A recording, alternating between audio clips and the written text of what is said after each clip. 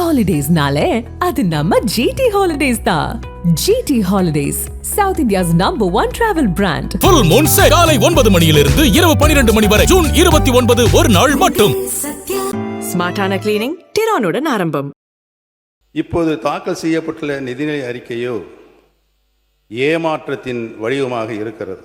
இதில் புதிய அரசின் திட்டங்களை தேடிக்கொண்டே இருக்கிறேன். ஒரு அரசு தேர்தல் நேரத்தில் அறிவிக்கின்ற திட்டங்கள் அனைத்தும் 5 ஆண்டு இறுதி வரையிலும் அதற்காக என்னென்ன திட்டங்களை நாம் நிறைவேற்ற வேண்டுமோ அதை நிறைவேற்றுவோம். நீங்கள் சொல்வதைப் போல 3 மாத காலத்தில் ஒரு சரித்திரம் படைக்க இயலாது. நீங்கள் அப்படி சரித்திரம் படைத்தால் நீங்கள் சொல்லுங்கள். தமிழகமே பாராட்டி கொண்டிருக்கிற ஒரு தூய ஆட்சியை பற்றி ஏமாற்றத்தை உருவாக்குகிற ஆட்சி என்று நீங்கள் குறிப்பிடுவது வேடிக்கையாக இருக்கிறது. நீங்கள் இடம் மாறி இருக்கிறீர்கள், பரவாயில்லை, அதற்காக இவ்வளவு துதிபாட வேண்டிய அவசியம் இல்லை. அந்த இடத்தை அவர்தான் முதலில் மாற்றியவர் என்பதை நான் இங்கு தெரிவித்துக் கொள்ள கடமைப்பட்டிருக்கிறேன். இடத்தை மாற்றிய போதும் அவர் இதயத்தின் அருகே இருந்த அந்த நிழல் படத்தை மாற்றவே வேண்டாம் என்று சொன்னவர் எங்களுடைய வெற்றி தலைவர். இன்னனுடைய பாக்கெட்டை பார்க்கிற பொழுது இடமும் மாறி இருக்கிறது, இதயமும் மாறி இருக்கிறதோ என்று தோன்றுகிறது. இடம் மாறி இருக்கலாம், ஆனால் புரட்சி தலைவி அம்மா அவர்களை இன்னும் தன்னுடைய இதயத்தில், தன்னுடைய சட்டை பையில் இன்னும் வச்சிருக்காரு. புரட்சி தலைவி அம்மாவால் முதலமைச்சராக்கப்பட்டவர் இன்றைக்கு அவருடைய சட்டை பையில் யாரோட புகைப்படம் இருக்கிறது? நீங்க வாங்கினது 108, எதிரில் இருக்கிற உங்களோட அதிகமாக வாங்கியிருக்கிறாங்க. தனித்தனியாக பிரிஞ்சிருக்கே தவிர உங்களோட அதிகமான வாக்குகளை பெற்று தான் நீங்கள் வந்திருக்கிறார்கள். எனவே நீங்கள் அதிமுக, நான் 79, 72 இடங்கள் இருக்கிறது, 35% அங்கே வாங்கியிருக்கிறது கூட வாங்கியிருக்காங்க. தனித்தனியாக பிரிஞ்சிருக்கு. எங்ககிட்ட இருக்கிறவங்க தான் உங்ககிட்ட வந்து ஆதரவு தெரிவிச்சிருக்காங்களே தவிர எங்கள் தலைவர் எப்போதும் மனதில் இருக்கிறவர். 108 பெரிதா எங்களது பெரிதா என்று கேட்டார்கள். சின்ன குழந்தையை கேட்டால் கூட 108 தான் பெரிதுன்னு சொல்லுவாங்க. ஒன்று, 97 பேர்களை வைத்துக்கொண்டு ஒரு ஆட்சி நடத்தியவர் நீங்கள் என்பதை மறந்துவிடக்கூடாது. மாண்புமிகு முன்னாள் முதல்வர் திரு ஓ பன்னீர்செல்வம் அவர்கள். இந்த சட்டமன்றம் எத்தனையோ வித்தியாசமான சூழல்களை கண்டிருக்கிறது. ஆனால் இந்த அரசு ஏற்படுத்தியிருக்கும் சூழல் என்பது வித்தியாசத்திலேயே வித்தியாசமானது. செய்வதை மட்டும்தான் சொல்வோம் என்று ஆணித்தரமாக அள்ளித்தளித்த வாக்குறுதிகளை தாங்களும் மறந்து மக்களும் மறந்திருப்பார்கள் என்றெண்ணி தனது முதல் நிதிநிலை அறிக்கையும் வேளாண் நிதிநிலை அறிக்கையும் தாக்கல் செய்துள்ளது இந்த அரசு. அதிலும் பெயர் மாற்ற பட்டியல் போல் வெளியான இந்த நிதிநிலை அறிக்கை தேர்தலின் போது சொன்ன கஜானா காலி என்ற பிரச்சாரத்தை கேள்விக்குறியாக்கிவிட்டது. இதை பார்த்து ஆச்சரியக்குறிகள் கூட விக்கித்து நிற்கின்ற சூழ்நிலை இன்றைக்கு ஏற்பட்டிருக்கிறது. இந்த அரசு ஆட்சி பொறுப்பேற்ற பின் அரங்கேறிய காட்சிகளை நான் திரும்பி பார்க்கிறேன். மாண்புமிகு முதலமைச்சர் அவர்கள் துறை ரீதியான ஆய்வுகளை மேற்கொண்டார்கள். பட்ஜெட்டுக்கு முன்னதாக மீண்டும் ஆய்வு செய்தார்கள். மாண்புமிகு அமைச்சரவை கூட்டம் நடந்தது. அதில் இந்த தேர்தல் அறிக்கையில் சொல்லப்பட்ட வாக்குறுதிகளுக்கான செயல் திட்டம் உருவாக்கப்பட்டுள்ளது என்ற செய்தியும் வெளியானது. அதற்கு வெற்றி தமிழக திட்டங்கள் என்றெல்லாம் அலங்காரமாய் பெயர் சூட்டப்பட்டு அறிக்கைகளாகவும் வெளிவந்தது. ஆனால் இப்போது தாக்கல் செய்யப்பட்டுள்ள நிதிநிலை அறிக்கையோ ஏமாற்றத்தின் வடிவமாக இருக்கிறது. திருப்புகின்ற பக்கமெல்லாம் நம்முடைய திராவிடல் மாடல் அரசின் சாதனை திட்டங்கள் தான் ஜொலித்து கொண்டிருக்கிறது.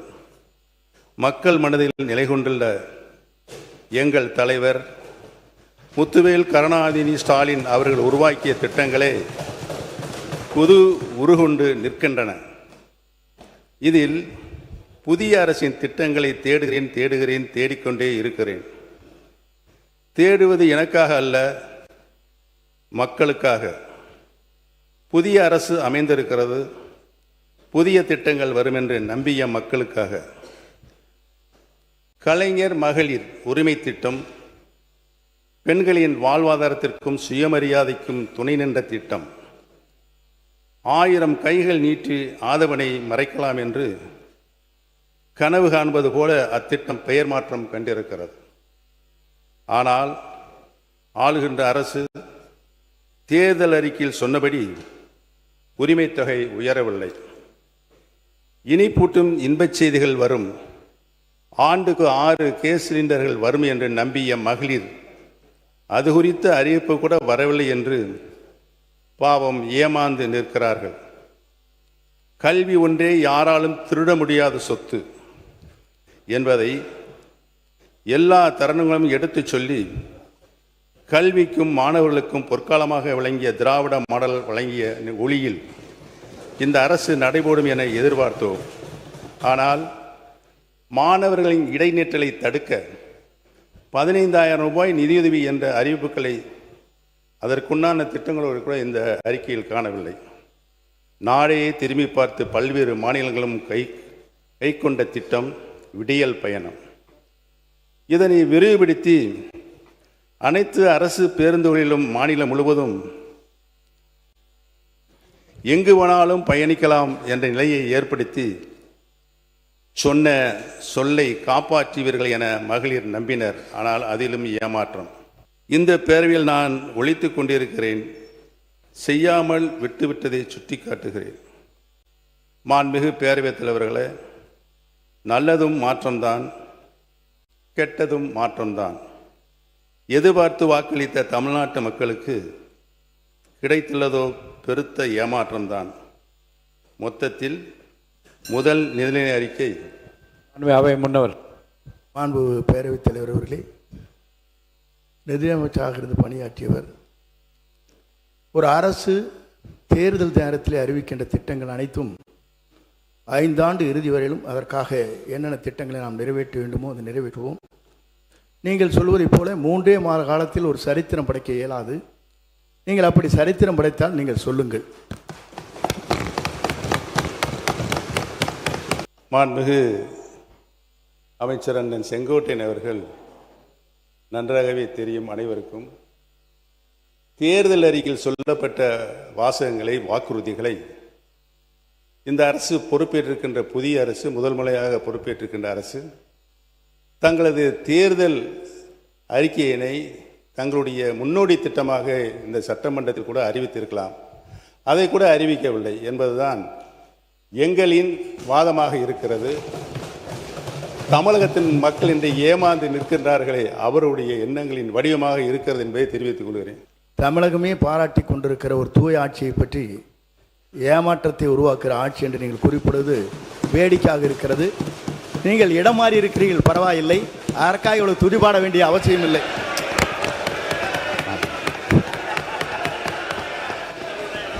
மாண்புமிகு பேரவைத் தலைவர்களே, அந்த இடத்தை அவர்தான் முதலில் மாற்றியவர் என்பதை நான் இங்கு தெரிவித்துக் கொள்ள கடமைப்பட்டிருக்கிறேன்.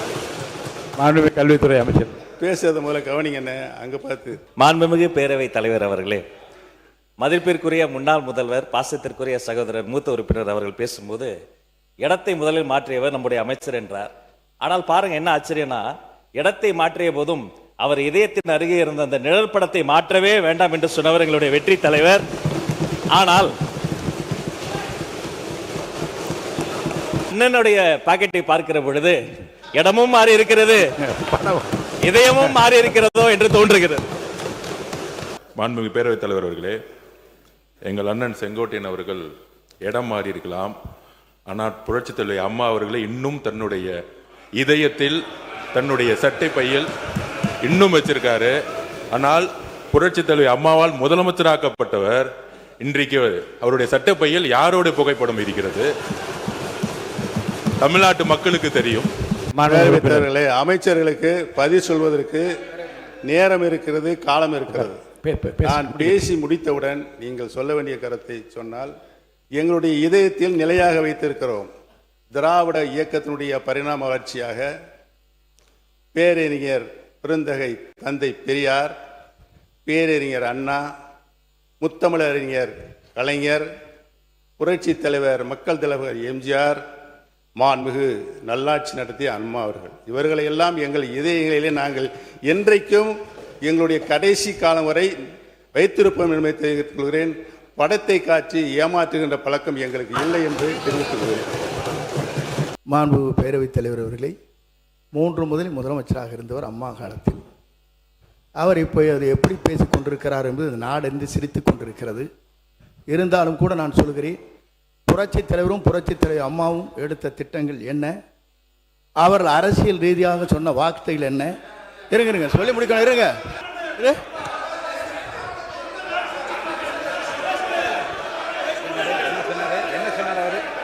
சொல்லி இருங்க அமைதியா இருங்க.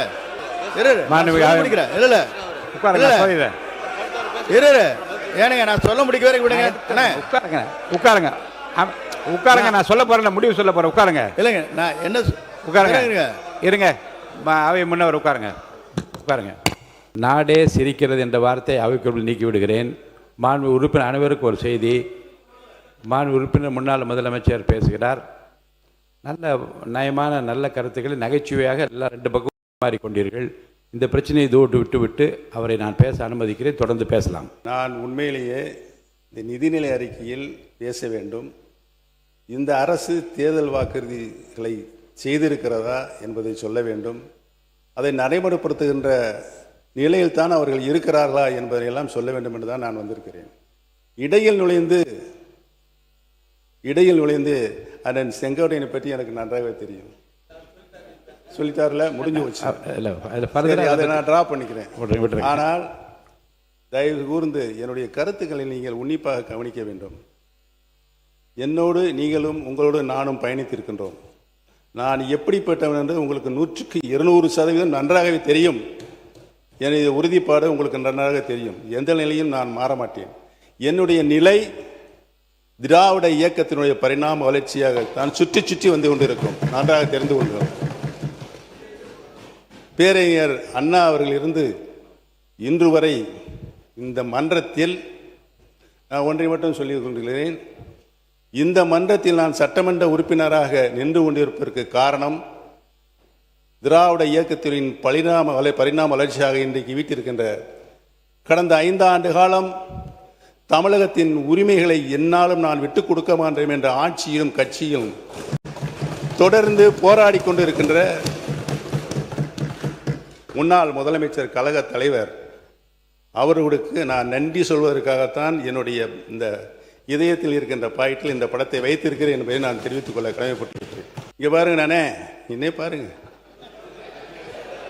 மாணவ உறுப்பினர் என்ன பர்சனலாக உள்ள வேண்டாம், தயவுசெய்து என்னை பார்த்து கருத்து மட்டும் நீங்கள் சொல்லுங்க. நான் அலோவ் பண்ணுறவங்கள அமைச்சர்கள் படத்தை வைத்திருக்கிறீர்கள் என்று கேட்பதெல்லாம் தவறு இல்லை. நீங்கள் வெளில தவறு இல்லை. அது அதை யதார்த்தமாக எடுத்துக்கொண்டு நீங்களும் சொன்னீர்கள், அவர்களும் சொன்னார்கள். அதோடு அந்த பிரச்சனை முடிந்து விட்டது. உட்காருங்க. ஆமாம், நீங்கள் பேசியிருப்பதான் கொச்சையாக இருக்கிறது. நான் ஒன்று சொல்ல வேண்டும் என்று சொன்னால், படத்தை வைத்துக்கொண்டு ஏமாற்றாதீர்கள் என்று சொல்வது வேடிக்கையாக இருக்கிறது. நீங்கள் இல்லை வேடிக்கையாக இருக்கிறது. இல்லை நீங்க கேட்கணும். இருங்க. இல்லை அதை சொல்ல எப்படி இருக்க முடியும்? அரசாங்கத்தை விட ஒரு அரசாங்கம் கூட கொடுக்கறத முயற்சி இருக்கிறத ஒழிய குறைய கொடுக்கிற முயற்சி இருக்கிறது. நாங்கள் 73 லட்சம் பேருக்கு நாங்கள் வழங்கியிருக்கோம். இதுவரைக்கும் தமிழ்நாட்டு வரலாற்றிலேயே தளபதி ஸ்டாலின் அவர்கள் தான் இந்த 73 லட்சம் பேருக்கு பட்டா வழங்கியிருக்காங்க. மாண்புமிகு வருவாய்த்துறை அமைச்சர், மாண்புமிகு அவை முன்னவர், மாண்பு பேரவைத் தலைவர் அவர்களே, முதல்ல 73,000 அப்புறம் 73 லட்சம் 73 லட்சம். இதுவரையும் தமிழ் சரித்திரத்தில் 73 லட்சம் பேர்கள் பட்டா இல்லை என்பதே இல்லை. முதல்ல தெரிஞ்சுக்கணும். இவ்வளோ 73 லட்சம் பேரில் இருந்தானே என்ன ஆகுறது நாடு? இல்லை பட்டா இல்லைங்கிறது பாருங்க இருக்கின்ற. இருங்க நான் சொல்லிடுறேன். சொல்லி முடிக்கிறேன் கேட்கணும். சொல்லி முடியுங்க. இல்லை 73 லட்சம் என்று சொன்னீர்கள். ஆகவே தான் அதை அழுத்தம் திருத்தமாக சொல்கிறேன். 7 லட்சம்னா கரெக்ட் இல்லை. 23 லட்சம் சொல்றாங்க. அதனால தான் கேட்குறேங்க. 73 லட்சம் எங்க இருக்குங்க சொன்னதுனால 23 சொல்றார். 23 சொல்றார். மாண்பு உறுப்பினர் முனைவர் திருமதி சௌமியா அன்புமணி அவர்கள். மாண்புமிகு பேரவைத் தலைவர் உறுப்பினர் உட்காரு. போதும், சொன்ன விளக்கம் போதுமானது. உட்காருங்க. நீங்க பேசுங்க. மாண்பு உறுப்பினர் பேசலாம். உட்காருங்க. மாண்புமிகு பேரவைத் தலைவர்களே, அந்தந்த ஆட்சி வருகிற பொழுது தகுதியானவர்களுக்கு பட்டா கொடுப்பேன் தான் எல்லா அரசாங்கம் அப்படி தான் நினைப்பாங்க. அது ஒன்றும் மாற்று கருத்தல்ல. ஆனால் 2006, 2011 அந்த காலம் என்ன வருவாய்த்துறை அமைச்சர் ரெக்கார்டு எடுத்து பார்க்கலாம். நீண்ட நெடிய காலமாக பட்டா என்ற நிலையை மாற்றி 10 ஆண்டு காலம் எந்த இடத்தை அனுபவித்திருந்தாலும் அதை பட்டா செய்யலாம் என்று அதை தளர்த்தி பட்டா செய்து கொடுத்தவர் அண்ணன் கலைஞர் அவர்கள் முதலமைச்சராக இருக்கும்போது தமிழ்நாடே பாராட்டுச்சு. ஒன்று, இப்பொழுது திராவிட மாடல் ஆட்சியில் ஏற்கனவே பேண்ட் இருந்தது. நகராட்சி பகுதியாக இருந்தால் 7 கிலோமீட்டர் 8 கிலோமீட்டர் பட்டாவே செய்யக்கூடாது என்று ஒரு பேண்ட் இருந்தது. அமைச்சரவையில் எங்களுடைய முதலமைச்சர் திராவிட மாடல் ஆட்சியினுடைய நாயகர் அண்ணன் தளபதி அவர்கள் அமைச்சரவையில் வச்சு இந்த தமிழ்நாட்டில் இருக்கிற எல்லா நகராட்சி பேரூராட்சிகளை இந்த தடைய பேண்டை எடுத்துட்டு பட்டாப்பட வேண்டும் என்று சொல்லி அனைவருக்கும் கோடிக்கணக்கான, ஏன்னா உங்களுக்கு நகராட்சியில் ஒரு இடம் இருக்குன்னு சொன்னால் கோடிக்கணக்காக போகும். இடத்தை பட்டா செய்து கொடுத்தாருக்காக சொல்கிறோம். மாண்பு உறுப்பினர் ஒரு நிமிஷம். என் தொகுதியில் திருவெரும்பூர் தொகுதி பேரவைத் தொகுதியில் திருவெரும்பூர் தொகுதியில் பட்டா கொடுத்து இடத்த காணோம். இப்போ எந்த இடமுமே இல்லை. கலெக்டருக்கு தெரியும். எல்லாமே போலி பட்டாவை கொடுத்து எலெக்ஷனுக்காக ஓட்டுக்காக போலி பட்டா கொடுத்து இடமே இல்லை. இதுக்கு ஆய்வு செஞ்சு கேட்டுக்கலாம். ஏங்க எல்லாம் உட்காருங்க. உண்மையை பேசுறாங்க. உட்காருங்க சார், சொல்லிட்டீங்க. உட்காருங்க பேசுறான். உட்காருங்கன்னு சொல்றேன்ல. மாண்பு பேரவைத் தலைவர் அவர்களே, மாண்பு உறுப்பினர் அவர்கள் பேசுகிற போது ஒன்று குறிப்பிட்டார்கள். பட்டா வழங்கப்பட்டிருக்கிறது, இடம் வழங்கவில்லை என்று சொல்லிடுறேன், முடிச்ச வரை கொடுங்க என்று குறிப்பிட்டார்கள். இது போன்ற குறைபாடுகள் என்னிடத்திலும் இப்போது கவனத்திற்கு வந்திருக்கிறது. நீங்கள் ஒரு இடத்தை தேர்வு செய்து அந்த இடத்திலே பட்டா வழங்கியிருக்கக்கூடும். ஆனால் அதை அங்கே இருக்கிற பட்டாவை அது லேஅவுட் செய்து உங்களுக்கு எவ்வளவு இடம் அளிக்கப்பட்டிருக்கிறது என்பதெல்லாம் பல இடங்களில் இந்த குறைபாடுகள் இருக்கிறது என்பதை நாங்கள் அறிவோம். அதற்கான நடவடிக்கை நாங்கள் மேற்கொண்டு வருகிறோம். மாண்புமிகு கால்நடைத்துறை அமைச்சர் அவர்கள் பேசும். மாண்புமிகு பேரவைத் தலைவர் அவர்களே, மாண்புமிகு உறுப்பினர் அவர்கள் கூறினார் பல லட்சம் பேருக்கு பட்டா போட்டு கொடுத்தோம் என்று. பட்டா இருக்கிறது, இடமெங்கே என்று எங்களிடம் வந்து கேட்டார்கள். அதற்கு நாங்கள் சொன்னோம், நிச்சயமாக பட்டா போட்டாலும் சரி, அது போட்ட பட்டாவிற்கு நிச்சயமாக இடங்களை நாங்கள் உங்களுக்கு கண்டறிந்து அதற்கான பதிலை அளிப்போம் என்று அவர்களுக்கு வாக்குறுதி கொடுத்துள்ளோம். இப்படிப்பட்ட மனுக்களை நானே என் கையார வாங்கி அதை நான் சேகரித்து வைத்துள்ளேன். நிச்சயமாக அந்த மனுக்களை நான் இங்கு சமர்ப்பிப்பேன் என்று தெரியப்படுத்துகிறேன். நன்றி. மாண்புமிகு பேரவைத் தலைவர் அவர்களே, மாண்புமிகு உறுப்பினர் அவர்கள், நீர்வளத்துறைக்கு கடந்த காலங்களில் ஒதுக்கீடு செய்யப்பட்டுள்ள நிதிகளை விட மாண்புமிகு தமிழ்நாடு முதலமைச்சர் அவர்களின் தலைமையிலான அரசு அதிக அளவிலான நிதியை ஒதுக்கியுள்ளது. மேலும் ஏரி குளங்களை தனியார் பங்களிப்புடன் தூர்வாரும் பொருட்டு தனியாக அரசாணை பிறப்பிக்கப்பட்டுள்ளது. சென்னையில் அடையாறு, கூவம், வேளச்சேரி ஏரி, நாராயணபுரம் ஏரி ஆகியவற்றை தூர்வாரும் பணி தனியார் பங்களிப்புடன் தொடங்கப்பட்டுள்ளது. தமிழ்நாட்டில் ஊரக வளர்ச்சித்துறையில் உள்ள 22,000 ஏரிகளும் நீர்வளத்துறையில் உள்ள 14,000 ஏரிகளும் தூர்வார நடவடிக்கை எடுக்கப்பட்டுள்ளது. மேலும் மாண்புமிகு உறுப்பினர், என்னுடைய அலுவலகத்துக்கு நீங்களும் உங்களுடைய பாட்டாளி மக்கள் கட்சி தலைவர் வந்திருந்தீங்க. அதை நீங்கள் எல்லாமே மனுவாகவே கொடுத்துருந்தீங்க. ஒரு 2 மணி நேரம் நீங்களும் நானும் எல்லாமே டிஸ்கஷன் பண்ணோம். உங்களை பொறுத்த வரைக்கும் தருமபுரி மாவட்டம் எங்களுக்கும் தான் மாவட்டம். கண்டிப்பாக அந்த விவசாயிகளின் உடைய கோரிக்கைகள் அனைத்தும் நிறைவேற்றப்படும். பேரவைத் தலைவர் அவர்களே, நேற்று என்னுடைய முன்னாள் அமைச்சர் பேசும்போது சொன்னார், கடந்த 5 வருடங்களாக தினமும் டென்ஷன் எங்களுக்கு என்று. அதை ரிப்ளை செய்யும்போது என்னுடைய நீர்வளத்துறை அமைச்சர்களும் அதே சொல்லியிருக்கிறார். நாங்களும் தினமும் நிம்மதியாக எங்களும் தங்களால் தூங்க முடியல, தினமும் எங்களுக்கும் நிமிஷம் டென்ஷனாக இருக்கிறோம் என்று அவரும் சொல்லியிருக்கிறார். மீண்டும் அதை திருப்பி சொல்ல வேண்டாம் என்று கேட்டுக்கொள்கிறேன். ஏனென்றால் உங்களுக்கும் சிபிஐ வழக்கு இருக்கிறது, உங்களுக்கும் இன்கம் டேக்ஸ் வழக்குகள்லாம் தொடர்ந்து உங்களுக்கும் இருக்கின்றது. மாண்புமிகு எதிர்க்கட்சி தலைவர் அவர்களுக்கு நான் தெரிவித்துக் கொள்வதெல்லாம், சிபிஐ வழக்கு இருக்குதுன்றதெல்லாம் கரெக்டு தான். எங்களுடைய டென்ஷன், எங்களுடைய முதல்வர் தொகுதியில் என்ன பிரச்சனை, மக்கள் பிரச்சனை இருக்குது, அது உடனுக்குடன் பார்க்குறியான்னு கேட்டாருன்றதுக்கோசம்தான் நான் உங்களுக்கு அப்படி சொன்னனே ஒழிய நான் வேறு எந்த அர்த்தத்துலேயும் நாங்கள் எங்களை பயமுறுத்தியோ டென்ஷன் படுத்தியோ இல்லை. அவர் முதல்லாம் பார்த்தீங்கன்னா எங்கள் சட்டமன்ற உறுப்பினர்லாம் எப்போ எங்களுடைய தலைவர் பேசுவார்னு நினச்சிருந்தாங்க. இப்போ ஃபோன் வந்தாலே பயம் இருக்குது. ஏதாவது தொகுதியில் ஒரு சின்ன விஷயமா இருந்தால் கூட அதை ஏன் உடனே செய்யலைன்னு கேட்கக்கூடியவர் தான் எங்கள் முதல்வர் என்பதை தெரிவிச்சு. உட்காருங்க. மாண்பு எதிர்க்கட்சி தலைவர் சொல்லி முடிச்சிடும். நீங்கள் சொல்லுங்கள், உங்கள் கருத்தை சொல்லுங்கள். பேரவைத் தலைவர்களே, எங்களுடைய சட்டமன்ற உறுப்பினர் முன்னாள் அமைச்சர் அவர்களும் அதே எண்ணத்தோடு தான் பேசினார். அவர் ஒரு மூத்த அமைச்சராக இருக்கக்கூடியவர், வேளாண்மை துறை அமைச்சராக இருந்தவர். எங்களுடைய முதலமைச்சர் அவர்கள் அன்றைக்கு தினமும் தினசரி பேப்பரில் பார்த்து செய்திகளில் பார்த்து அந்த துறை சம்பந்தமாக ஏதாவது செய்திகள் வந்திருக்கிறதா, அதை உடனடியாக நிவர்த்தி செய்யுங்கள் என்றதுதான் அந்த எண்ணத்தில் தான் எங்களுடைய சட்டமன்ற உறுப்பினரும் பேசினார். உறுப்பினர் அவர்கள் சொன்னார், கடந்த கால ஆட்சியினுடைய முதல்வர் மக்கள் மனதிலே இல்லை என்றெல்லாம் சொன்னார். நீங்கள் வாங்கினது 108, எதிரில் இருக்கிற உங்களோட அதிகமாக வாங்கியிருக்கிறாங்க. தனித்தனியாக பிரிஞ்சிருக்கே தவிர உங்களோட அதிகமான வாக்குகளை பெற்று தான் நீங்கள் வந்திருக்கிறார்கள். எனவே நீங்கள் அதிமுக நான் 79 72 இடங்கள் இருக்கிறது. அவை முன்னவர் அவை 72 இருங்க, ஒரு நிமிஷம் நான் சொல்லிடுறேன், நீங்கள் சொல்லுங்கள், நான் சொல்லிடுறேன்.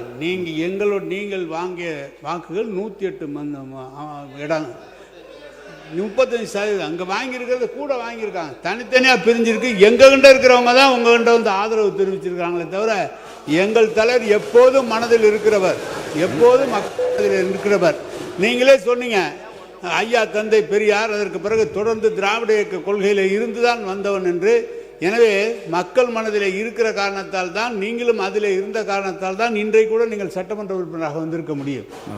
மாண்பு உறுப்பினர். பேரவைத் தலைவர் அவர்களே, மாண்பு துணைத் தலைவர்கள், எதிர்க்கட்சி துணைத் தலைவர்கள் இங்கே பேசுகிற ஒரு கருத்தை சொன்னார்கள். 108 பெரிதா எங்களது பெரிதா என்று கேட்டார்கள். சின்ன குழந்தையை கேட்டால் கூட 108 தான் பெரிதுன்னு சொல்லுவாங்க. ஒன்று, 97 பேர்களை வைத்துக்கொண்டு ஒரு ஆட்சி நடத்தியவர் நீங்கள் என்பதை மறந்துவிடக்கூடாது. இந்த பேரவையில் இன்று விவாதிக்கப்படும் பொருள் ஒரு தேர்வு முறையை பற்றியது மட்டுமல்ல. தமிழ்நாட்டின் சமூக நீதி, மாணவர்களின் எதிர்காலம், கல்வி சமத்துவம், மாநில உரிமை மற்றும் இந்திய கூட்டாட்சி தத்துவத்துடன் தொடர்புடைய மிக முக்கிய பிரச்சனையாகும். மருத்துவ கல்வி என்பது வெறும் தொழில்முறை கல்வி மட்டுமல்ல, அது மனித உயிர்களை காப்பாற்றும் உன்னத பணிக்கான கல்வி ஆகும். அந்த கல்விக்கான வாய்ப்பு பொருளாதார வசதி உள்ளவர்களுக்கு மட்டுமல்லாமல் திறமையும் அர்ப்பணிப்பும் கொண்ட ஒவ்வொரு மாணவருக்கும் சமமாக கிடைக்க வேண்டும் என்பதே தமிழ்நாடு அரசின் நிலைப்பாடாகும்.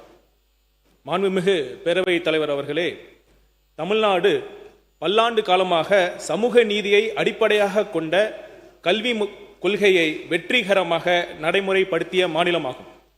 12ஆம் வகுப்பு பொதுத் தேர்வு மதிப்பெண்களின் அடிப்படையில் மருத்துவ மாணவர் சேர்க்கை வழங்கப்பட்ட காலத்தில் கிராமப்புற ஏழை மாணவர்கள், அரசு பள்ளி மாணவர்கள், முதல் தலைமுறை பட்டதாரிகள், சமூக ரீதியாக ஒடுக்கப்பட்ட பிரிவினரை சேர்ந்த மாணவர்கள் ஆகியோருக்கு மருத்துவ கல்வியில் குறிப்பிடத்தக்க வாய்ப்புகள் கிடைத்தன. அந்த கொள்கையின் பலனாகவே இன்று இந்தியாவில் சிறந்த பொது சுகாதார கட்டமைப்பை கொண்ட மாநிலங்களில் தமிழ்நாடு முன்னணியில் திகழ்கிறது. தாய் மற்றும் குழந்தை நலம், தடுப்பூசி திட்டங்கள், அவசர மருத்துவ சேவை, உறுப்பு மாற்று அறுவை சிகிச்சை போன்ற பல துறைகளில் தமிழ்நாடு தொடர்ந்து முன்னுதாரணமாக விளங்குகிறது. இந்த வெற்றிக்கு அடித்தளம் சமூக நீதி, சம வாய்ப்பு, மாணவர்களின் 12 வருட பள்ளி கல்வியை மதிக்கும் சேர்க்கை முறை ஆகிய அனைத்தும் தான். ஆனால் நீட் அறிமுகமான பிறகு இந்த அடிப்படை சமநிலை சீர்குலைந்துள்ளது தமிழ்நாடு அரசு தொடர்ந்து சுட்டிக்காட்டி வருகிறது. மாண்புமிகு பேரவைத் தலைவர் அவர்களே, ஒரு மாணவர் 12 ஆண்டுகள் பள்ளியில் கற்ற கல்வியை விட ஒரு நாளில் நடைபெறும் ஒரு தேர்வு அவரது எதிர்காலத்தை தீர்மானிக்க கூடாது. இது கல்வியின் உண்மையான நோக்கத்திற்கும் பள்ளி கல்வியின் மதிப்பிற்கும் முரணானதாகும். நீட் தேர்வு நடைமுறையில் தனியார் பயிற்சி மையங்கள் தான் பெரிதும் பயன்பெறுகின்றன. பல குடும்பங்கள் தங்களது குழந்தைகளின் நீட் பயிற்சிக்காக பெரும் தொகையை செலவழிக்க வேண்டிய நிலை உருவாகியுள்ளது. பொருளாதார வளம் கொண்ட குடும்பங்களைச் சேர்ந்த மாணவர்களுக்கு இது கூடுதல் வாய்ப்பை வழங்குகிறது. ஆனால் அதே சமயம் கிராமப்புற மாணவர், அரசு பள்ளி மாணவர், தினக்கூலி தொழிலாளியின் குழந்தை அல்லது விவசாயியின் குழந்தை அதே அளவிலான பயிற்சியை பெற முடியுமா என்பதுதான் தமிழ்நாடு எழுப்பும் அடிப்படை கேள்வியாகும். மாண்புமிகு பேரவைத் தலைவர் அவர்களே, தமிழ்நாடு அரசு மேற்கொண்ட விரிவான ஆய்வுகளும் மருத்துவ மாணவர் சேர்க்கையில் கிடைத்த நேரடி அனுபவமும் தெளிவாக காட்டுவது என்னவென்றால், நீட் தேர்வு சமூக மற்றும் பொருளாதார ஏற்றத்தாழ்வுகளை குறைப்பதற்கு பதிலாக அவற்றை மேலும் அதிகரித்துள்ளது. இந்த அரசு எந்த மாணவரின் கனவையும் பறிக்க விரும்பவில்லை. மாறாக திறமை உள்ள ஒவ்வொரு மாணவரின் கனவும் அவர்களின் குடும்ப பொருளாதார பின்னணி காரணமாக தடைபடக்கூடாது என்பதற்காகவே போராடுகிறது. மாண்புமிகு பேரவைத் தலைவர் அவர்களே, மருத்துவர்கள் நகரங்களில் மட்டும்தான் தேவை என்பதில்லை.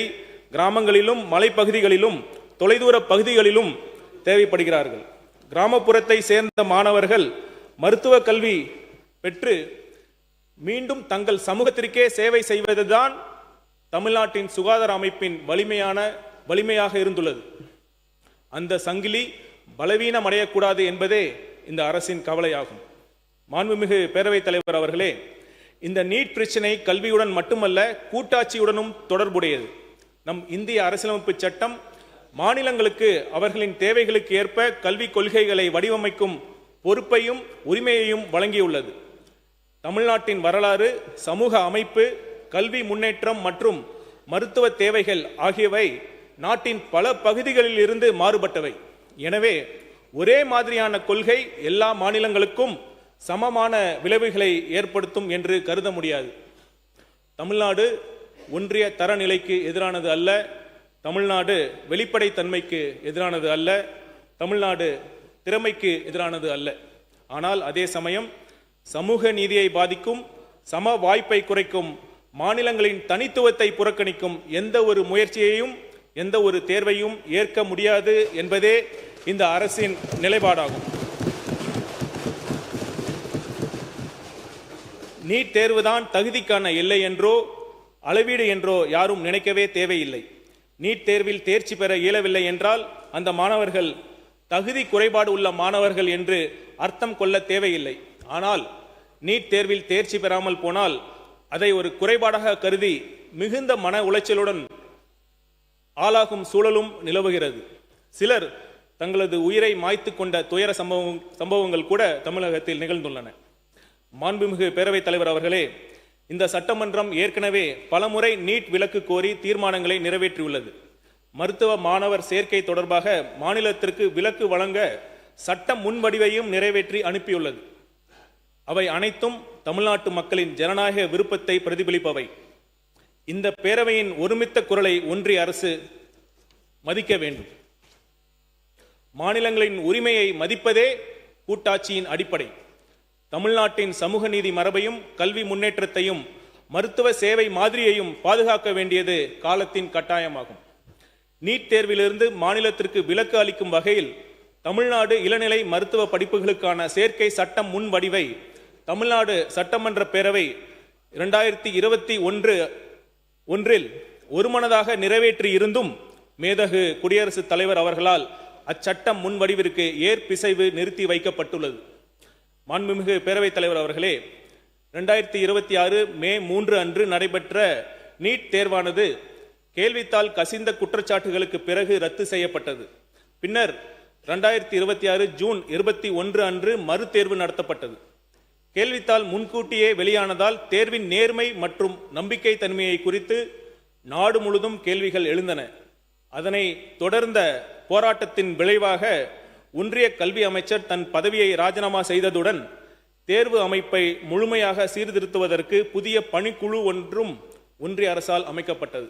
மேலும் மாண்புமிகு தமிழ்நாடு முதலமைச்சர் அவர்கள் நிதி ஆயோக்கின் 11வது ஆளுநர் குழு கூட்டத்தில் நீட் தேர்வு கிராமப்புற மற்றும் சமூக பொருளாதாரத்தில் பின்தங்கிய குடும்பங்களைச் சேர்ந்த மாணவர்களை பாதித்துள்ளதை சுட்டிக்காட்டி அத்தேர்வுக்கு தமிழ்நாடு எதிர்ப்பு தெரிவிப்பதையும் 12ஆம் வகுப்பு மதிப்பெண்களின் அடிப்படையில் MBBS, BDS மற்றும் ஆயுஷ் படிப்புகளில் மாநில ஒதுக்கீட்டு இடங்கள் அனைத்தையும் நிரப்ப தமிழ்நாட்டிற்கு அனுமதி வழங்க வேண்டும் என்பதையும் ஒன்றிய அரசிடம் வலியுறுத்தி உள்ளார்கள். இவை அனைத்தையும் கருத்தில் கொண்டு சமூக நீதி மற்றும் சம வாய்ப்பை உறுதி செய்யும் வகையில் தேசிய மருத்துவ ஆணைய சட்டம் 2019, இந்திய மருத்துவ முறைகளுக்கான தேசிய ஆணைய சட்டம் 2020, ஹோமியோபதிக்கான தேசிய ஆணைய சட்டம் 2020 மற்றும் தொடர்புடைய பிற மைய சட்டங்களில் தேவையான திருத்தங்களை மேற்கொண்டு நீட் நுழைவு தேர்வு முறையை ரத்து செய்து 12ஆம் வகுப்பு பொதுத் தேர்வு மதிப்பெண்களின் அடிப்படையில் மாநில அரசே மருத்துவ மாணவ சேர்க்கை நடத்தி கொள்ள வழிவகை செய்ய வேண்டும். நீட் பிரச்சனைக்கு நிரந்தர தீர்வு கல்வி என்ற பொருண்மையை பொது பட்டியலில் இருந்து மானிய பட்டியலுக்கு மீண்டும் மாற்றுவதுதான். அவ்வாறு மாற்றம் செய்யப்படும் வரை இடைக்கால தீர்வாக ஒரு கருத்தை, ஒரு புதிய சிந்தனையை ஆட்சிக்கு வரும் முன்பே கல்வியாளர்கள் மற்றும் அரசியல் சாசன சட்ட வல்லுநர்களின் பரிசீலனைக்காக நம் மாண்புமிகு முதலமைச்சர் அவர்கள் முன்வைத்திருந்தார். கல்வி தொடர்பாக மாநிலங்கள் ஏற்றும் சட்டங்களுக்கு முன்னுரிமை வழங்கும் வகையில் சிறப்பு பொதுப்பட்டியல் ஒன்றை கூடுதலாக உருவாக்கலாம் என்பதே அந்த கருத்து. ஒரு ஆக்கப்பூர்வமான மற்றும் ஆரோக்கியமான விவாதம் நடந்தால் நிச்சயம் வழி பிறக்கும் என்பதே நம் முதல்வரின் எண்ணம். மாண்புமிகு பேரவைத் தலைவர் அவர்களே, இன்று நாம் கொண்டு வரும் தீர்மானத்தின் மூலம் வைக்கப்படும் கோரிக்கை அரசியல் சார்ந்த கோரிக்கை அல்ல. இது தமிழ்நாட்டின் மாணவர்களின் எதிர்காலம் குறித்த கோரிக்கை. இது சமூக நீதி குறித்த கோரிக்கை. இது அரசியலமைப்பின் கூட்டாட்சி தத்துவத்தை பாதுகாக்கும் கோரிக்கை. இது ஒவ்வொரு திறமையான மாணவருக்கும் சமமான வாய்ப்பை வழங்க வேண்டும் என்ற மனிதநேய கோரிக்கை. இதனை அடிப்படையாக கொண்ட தீர்மானத்தை இப்பொழுது நான் முன்மொழிவதில் ஒரு மருத்துவராக, குறிப்பாக நீட் தேர்வு எழுதாமல் மாநில சேர்க்கை முறைப்படி மருத்துவ படிப்பில் சேர்ந்த மருத்துவர் என்ற முறையிலும், IRS பணிக்கு முன் 5.5 ஆண்டுகள் ஒரு கிராமத்தில் அரசு ஆரம்ப சுகாதார நிலையத்தில் மருத்துவராக பணியாற்றவன் என்ற முறையிலும் மிகுந்த பெருமையும் மகிழ்ச்சியும் அடைகிறேன். இந்த தீர்மானத்தை ஒருமனதாக நிறைவேற்றி தர வேண்டும் என அனைத்து சட்டமன்ற உறுப்பினர்களையும் கேட்டுக்கொள்கிறேன்.